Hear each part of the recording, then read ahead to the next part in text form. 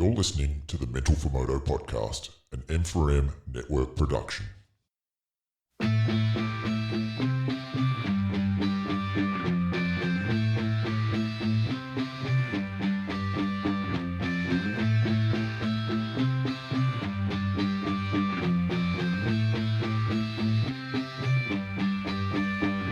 There were times I was lost, dark had fear, couldn't see through the rain. In the end it was clear, hit the fan. I was more than one man who was there to lend a hand. Together we'd stand, always at my back, my guardian soldier. Team pulled together, united we conquer. Blessed is he who in the name of charity carry me when I'm weak, straight through the valley of darkness. Pitch blackness, the heartless, regardless, fear couldn't part us. Thick and thin, there by my side. At times we collide, but in the end we ride. Thick and thin, there by my side. At times we collide, but in the end we ride. We ride. I am my brother's keeper. Keep on holding strong. United we stand, divided we fall. Together we belong. I am my brother's keeper. Keep on holding strong. United we stand, divided we fall. Together we belong. I am my brother's keeper. I am my brother's keeper. I am my brother's keeper. Let's do this thing. This is episode 11 of the Mental for Moto podcast. And we're going inside the helmet with privateer WBR Yamaha Oates MX rider Braeden Krebs. I'm your host, Pete Wolf. During the week, I do some work out at PBI Ride Farm in Stony Creek, Victoria. And when the weather plays nice, the Oates MX crew often come out midweek to the park to train. They're all a great bunch of guys, all chasing the MX dream, and I'm hoping I can get a few more of them on the podcast over the coming weeks to hear their stories. Chatting with some of these guys, as well as other privateers, I'm learning more and more about the challenges that they face just to get to the races. It's really had me thinking about ways that I can help some of them out with their programs, and I've got a few ideas that I've been working on, which I'll be sharing with our listeners and followers soon. On that note, hosting a janky podcast is about as financially rewarding as being a privateer motocross racer. So before we get into this episode any further, I'd just like to say a few words on behalf of our sponsors. So please keep listening and support Mental for Moto by supporting the sponsors that support us. Death Grip Products. Nearly all motocross riders experience arm pump, some of us more than others. As well as exercise and a good diet, one of the things that's really helped me is wearing the right gloves. The Death Grip Reaper glove is a lightweight glove that is designed to maximize comfort and feel. And the non-slip logo on the palm and fingertips reduces the effort that it takes to stay connected to the controls. Death Grip Products is currently offering a whopping 35% off the Reaper glove for Mental for Moto listeners. To take advantage of this offer, click on the link below and use the promo code MENTAL23 and you can conquer your arm pump demons as well. Works Racing Goggles. It's been a horrible wet winter so far, but with the Works Racing roll-off system, you can ensure that you ride with clear vision every time you get on the track, regardless of how muddy it gets.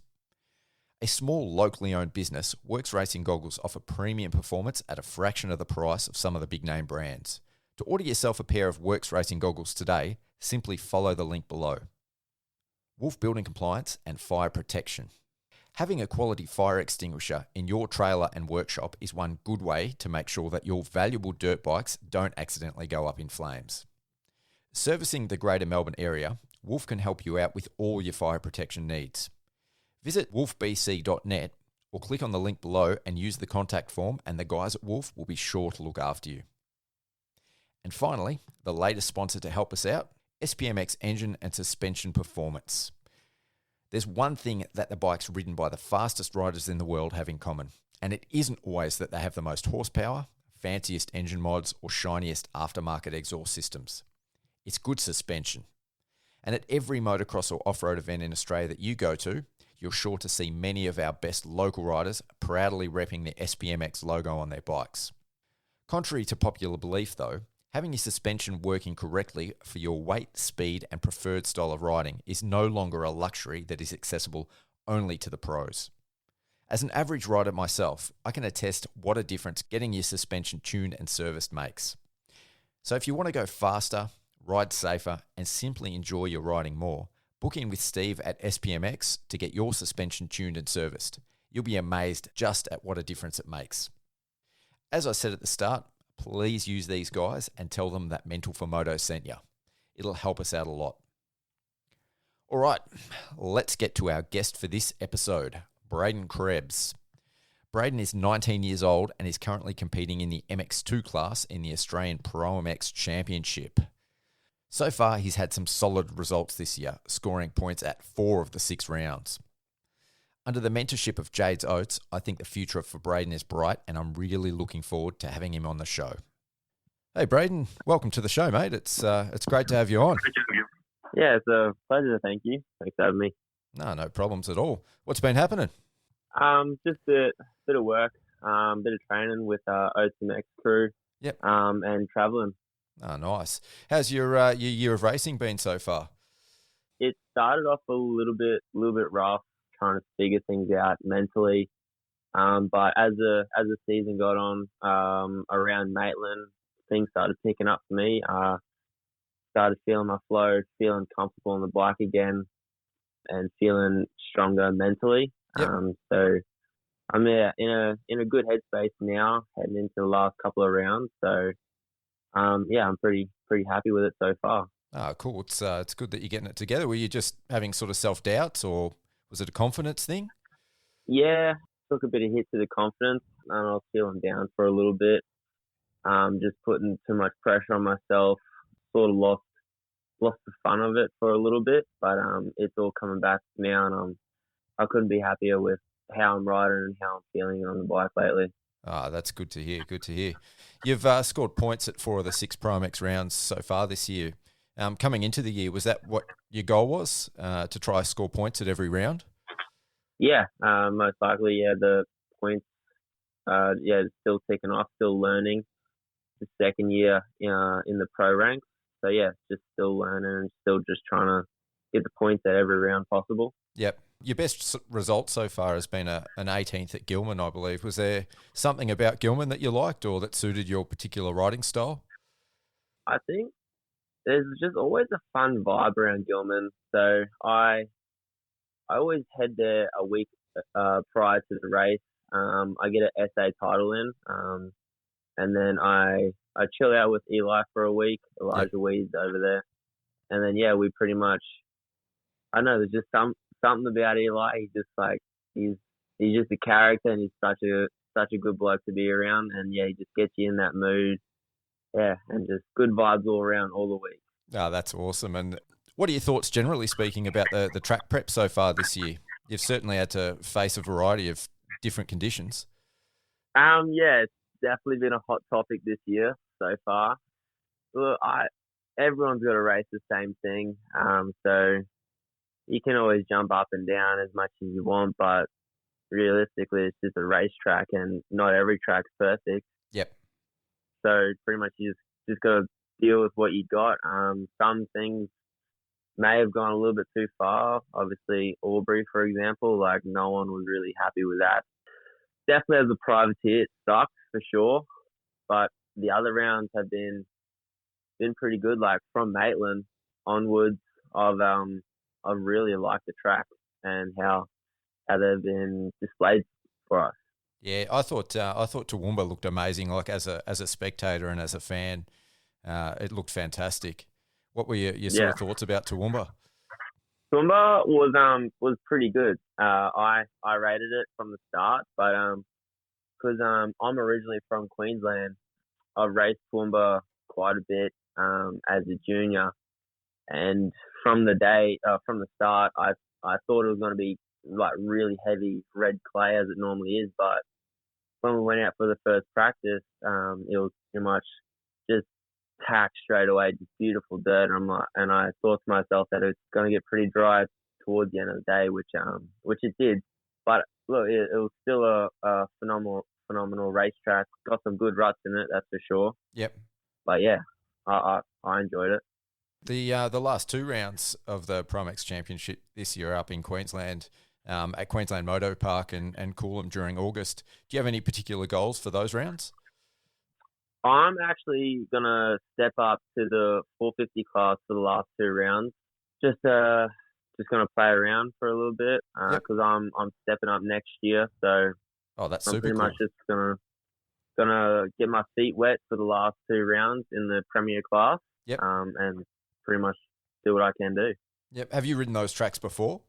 I've ridden Coolum quite a little bit when I lived in Queensland, but QMP not so much. I pretty much can possibly count on one hand how many times I've been there. It'll be awesome to see you on the 450 up there. Are they particularly tracks that you like?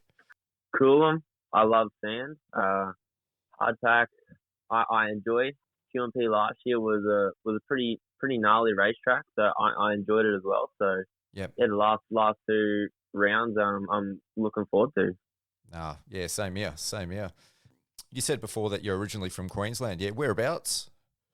I'm from Rockhampton in Central Queensland, Rockhampton. Yep. So what prompted the move down to Victoria, and when did that happen? So I finished school in 2021, and Jades Oates pretty much just said, "Hey, you wanna come try train and race professionally?" And I said, "All right," and jumped at the opportunity. And so yeah, then I made the move down by myself.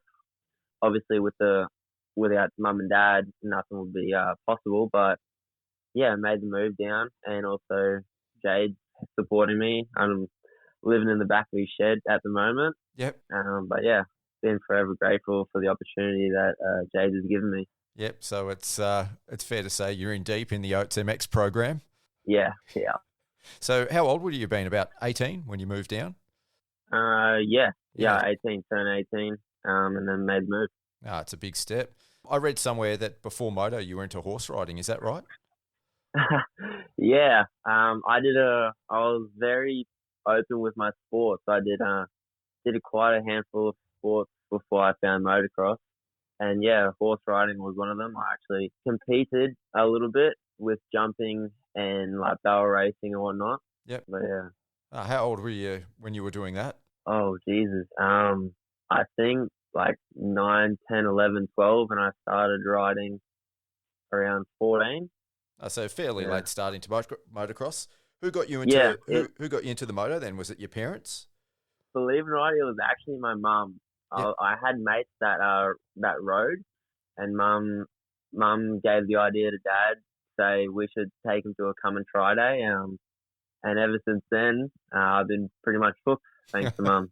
So what is it about motocross that attracts you to the sport?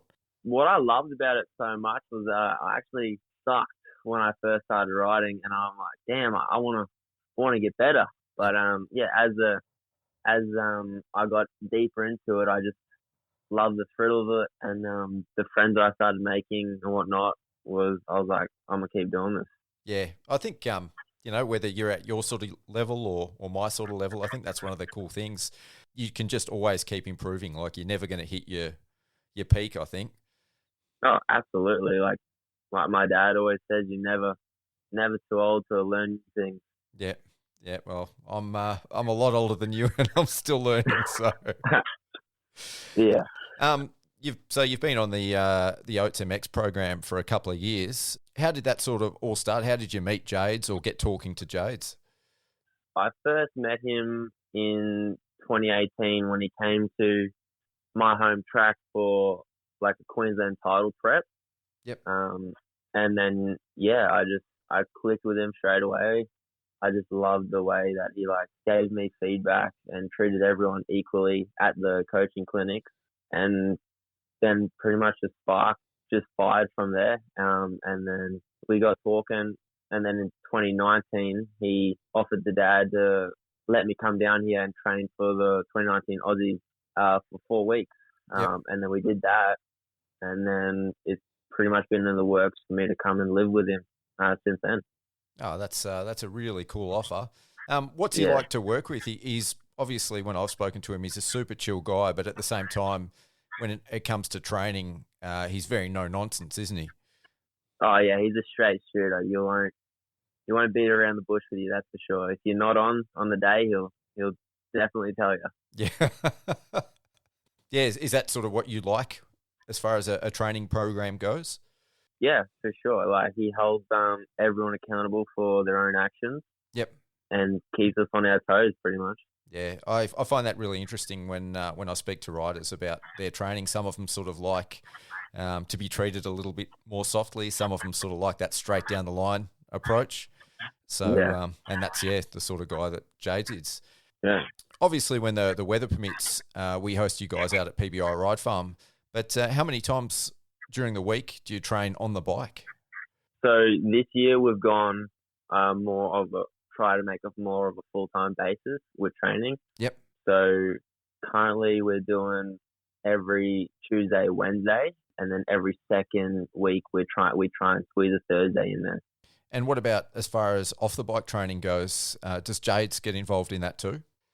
Oh yeah. So for his birthday last year, I bought him a home set gym to put in the shed, and he joins in with me on the workouts as well. He wants to chase me around the gym. It's pretty good to see. Ah, cool.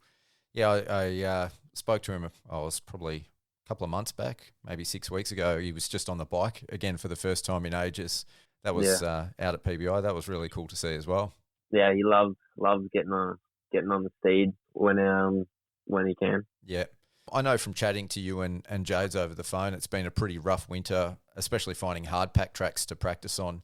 And it doesn't look like things are going to get much better over the next few weeks. Do you have a sort of plan B to get some practice in before you head up to Queensland for the final 2 rounds? Like you said, it's a struggle to find them hard pack tracks that aren't completely just mud. But I think our best option that we have is on the trip up to Queensland. We have a few friends on the way in New South Wales. So, for example, we got Liam Jackson's track in Canamble. So we'll probably go up and ride that 2 days and then continue the journey to Queensland. No, but nice. Apart from that, it's pretty much sand. Yeah, so you're just going to go up sort of 4 or 5 days before? Yeah. And when you're not riding or training, sort of what do you get up to away from the bike and away from the gym? So Kai Schoenberg has been an absolute legend when he's helped me out, and he's offered me work to come work with Rockefellers. So I get a little bit of excavating, driving in there, and then pretty much help around his house. Sometimes I'm the motorbike mechanic for Taj. Yep. But yeah, I get the odd jobs here and there to help him out with his business. But so without him and Jade, pretty much it'd be a struggle to live down here. That's for sure. Yeah, I can imagine. So that sort of already preempts my next line of questioning. Running a full privateer program and competing in every round of the championship definitely can't be easy. You've got the training, the bikes, the equipment, the travel. Do your parents still help out? Do you have cash sponsors? How does it all come together? I'm currently trying to obviously get the sponsors on board, but obviously I'm not the best at it. I'm trying to work.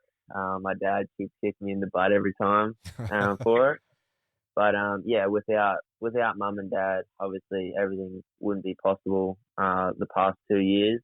And then obviously with Kai, I got work going on there, so that helps me a lot. Yep. We're just pretty much trying. And WBR, the boys there, they help out heaps. Yeah, they help you out with bikes, yeah. Yeah. They just get discounts, race plans for them, but they have a good program set out. Just every little thing helps tremendously, pretty much. I can imagine. What do you think the hardest thing about being a privateer is? The time, pretty much. So obviously we got to do all the travel, do all the bike maintenance, and still try and find time to earn money. So it's definitely a bit of a gamble. A lot of late nights, early mornings, that's for sure. Yeah. You mentioned that you do, is it Taj's mechanical work? Every now and then when your bike needs it. So do you work on your own bikes? Is that how you sort of get by like that? I just do the normal, like, general services. I can pull a motor in and out, that's for sure. I've done that a few times this year. But a good friend of Jade, Timmy Var, he used to run 811 Performance So he helps me out with my suspension, and he tinkers on my motors, just the top end and whatnot when they need it. But apart from that, I pretty much do just the general services on them. Yeah, most of it yourself. Well, that's got to be one of the benefits of going up to the 450 class. You can be probably a lot more competitive on a more or less stock bike. Yeah, that's for sure going to help. Just pretty much need a set of bars and suspension and good tyres. And you're off. Yeah. Do you have sort of a particular result you'd like to get, or are you just going to dip your feet in and see how you go? I know my buddy Liam Jackson's been knocking on the top 10 door. Yeah, he's been doing really well, yeah. Yeah, so it'll be pretty cool if I could just jump in that class and absolutely wax him and get that top 10. But yeah, that'd be pretty cool. But so the first round, I'm just gonna get in and see where I go, and then pretty much make a game plan for Coolum. Yeah, I guess. As we sort of mentioned earlier, your results this year in the MX2 class have you consistently hovering around the top 20 mark. What do you think you need to take the next step with your riding to move into the top 15 and beyond with the ProMX Championship? I think a little bit just belief. I'm not too sure what it is, but there's just something in the back of my head that's just holding me back. And I mean, once I find it, you're going to see me up there. Yeah, I think you've got the speed. Yeah, it's funny. All the time, Jades and my father and everyone around me, they're like, you're like literally 20% faster on a practice track than what you do racing. And yeah, it's just one of the hot topics of how to go fast on a race day. Oh, I think it's super interesting because confidence can make like the world of difference. It's like when you see guys get their first win and then all of a sudden, they're on the podium every week after. They didn't like get physically faster from week to week. It was always there. But confidence and having that self-belief, I think, can make a massive difference. Yeah, so, I mean, that's part of the reason why you see some of the national guys at the smaller events like the Gippies. Gives us, like, top 15 backwards guys, like, chance to run up front, and, like, it feels good. And you're feeling happy after the weekend. And, yeah, it's just you just carry that confidence into the weekend. Yeah. Have you ever considered doing some mental coaching or something like that? Yeah. So I do have the mental coach, by the name Maddie Costanzo Performance. Yep. So yeah, she writes my off-bike program, and we do mental training as well. So yeah, I call in with her every Thursday for check-ins and new strategies as well to attack things. Yeah, and that's been helping? Yeah, for sure. I believe it has helped me a bit, just to give me new ways to look and do things, pretty much. Oh, awesome. Looking ahead to the future, what sort of other plans, other than the MX1 class in the ProMX, what other plans have you got on the horizon? So next year I'm actually most likely going to be doing full-time work now. So I think I will be stepping back a little bit from training and trying to sort of make it on my own. So I've had the discussion with mum and dad. They're gonna drop back a little bit, and then I'm gonna try and live on my own pretty much. So yeah, go to work full time, try and fund my way through next year's season, and see how I go through that. But yeah, I think it's just that next stepping stone in my life I have to take pretty much. Yeah, yep. Are you planning to do Supercross or any races overseas if the opportunity presents itself, in the years to come? Yeah, definitely. I've always wanted to do Supercross. I think I'm gonna try and train it this year with the boys. Yep. But I don't think I'm gonna be able to race it this year. But yeah, I'll definitely start to log some laps on Supercross. And yeah, if the opportunity ever came across to head overseas, I'm gonna jump at it for sure. With the Supercross this year, the thing that's stopping you, is that like program based, or just because you haven't got a lot of experience riding Supercross yet? Yeah, it's definitely the experience, and also just the traveling as well. Like the motocross, the nationals this year. Yep. Took a hit to the budget. Yeah, we went a little bit overboard, went a little bit crazy with it, but yeah, all part of the learning experience though. So I'm going to try and get out there next year and give it a crack. I don't know if I asked it already, but if you could change anything about the way the ProMX Championship is run to make it better for privateers, what would it be? Ooh, I haven't thought about that, but I actually don't know. I kind of like it as it is. Maybe if we started earlier a bit, like maybe mid-February, and then possibly like still finish in August, just like give us a little bit more time between rounds. Like I know we've got a big break on right now, but like the first 3 rounds are like bang, bang, bang. And yeah, I mean, definitely with like the muddier conditions, it made it harder on us to try and get the work and do all the bikeness maintaining after all that. I mean, sort of what you're going to be running next year, I think that applies to a lot of the privateers that have to work full time. Having the rounds spaced out surely has to be a bit easier to get work in and then prepare for another round of ProMX. Yeah, that'd be better for sure. Before we wind up, is there anyone that you'd like to thank or mention? Yeah, just once again, big shout out to the Oates family, so Christy and Jade, for allowing me into their home, and also big thanks to Kai Schollenberg for offering me the job of support. Yep. And yeah, also Maddie Costanzo for her training, and also can't express how thankful I am for Mum and Dad for what they've done for me over the past years. And yeah, also the boys from WBR absolutely helped me out loads. No, it's definitely not easy putting a privateer program together, and yeah, you're doing awesome at the moment. Yeah, thank you. All good. Well, thanks heaps for coming on the podcast. I can't wait to see you on the 450, and yeah, good luck with the last 2 rounds. I'll be heading up there, so I'll definitely be sure to say good day if I don't see you before then. Yeah, sweet. Thanks for having me on. Hopefully catch up with you soon. Yeah, thanks. Cheers. Thanks, Braeden. See you, mate. All right, thank you. Yeah. And that was Braeden Krebs. Keep an eye out for the number 50 in the MX1 class in the final 2 rounds of the ProMX Championship this year. I've really enjoyed chatting with Braeden. Underneath that quiet, humble facade, he's got impressive raw speed and a smooth, consistent style that could take him a long way in the sport. And if I'm being honest, I think his results so far don't actually reflect his true potential. With a bit of support and a bit of luck, I think he could really go places. So thanks again to Braeden for coming on the show.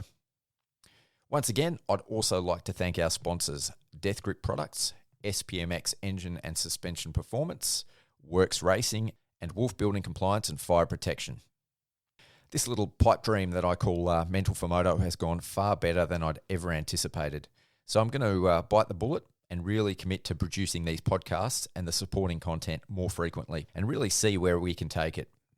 I've got some great guests lined up and some awesome shows planned, as well as a few other things in the works, which I will share with our listeners and followers very soon.